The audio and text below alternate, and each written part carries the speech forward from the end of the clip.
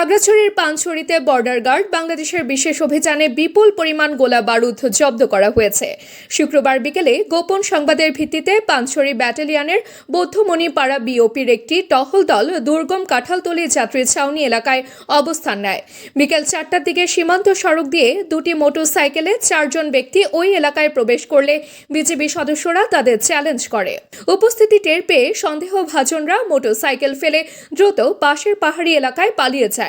পরে ঘটনাস্থলে তল্লাশি চালিয়ে পরিত্যক্ত অবস্থায় 1400 রাউন্ড গোলা বারুদ উদ্ধার করা হয়।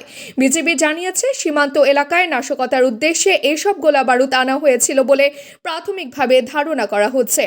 উদ্ধারকৃত সামগ্রী পরবর্তী আইনগত প্রক্রিয়ার জন্য সংশ্লিষ্ট কর্তৃপক্ষের কাছে হস্তান্তর করা হয়েছে। অন্যদিকে রাজধানীর খামারবাড়ি কৃষিবিদ ইনস্টিটিউটে শনিবার অনুষ্ঠিত হয় বাংলাদেশের কৃষিতে বিশ্ব জ্বালানি সংকটের প্রভাব উত্তরণের উপায় শীর্ষক আলোচনা সভা। অনুষ্ঠানে বক্তারা কৃষি খাতে জ্বালানি সংকটের বহুমাত্রিক প্রভাব তুলে ধরেন এবং সংকট মোকাবেলায় সমন্বিত উদ্যোগের উপর গুরুত্ব আরোপ করেন। আলোচনা সভায় জামায়াতের আমির বলেন, অতীতের অভিজ্ঞতা থেকে শিক্ষা নেওয়ার সময় এখনই। তার ভাষ্য অনুযায়ী ক্ষমতা মানুষকে বাস্তবতা থেকে দূরে সরিয়ে দেয় এবং সমাজের কষ্ট হাহাকার অনুধাবন করার ক্ষমতা কমিয়ে দেয়। তিনি সমাজকে স্বচ্ছ দৃষ্টিতে দেখার আহ্বান জানিয়ে বলেন, মানুষের প্রকৃত সমস্যাগুলো বোঝা এবং সমাধানে এগিয়ে আসাই এখন জরুরি। তেল আছে শুধু সংসদে, বাংলাদেশে নাই।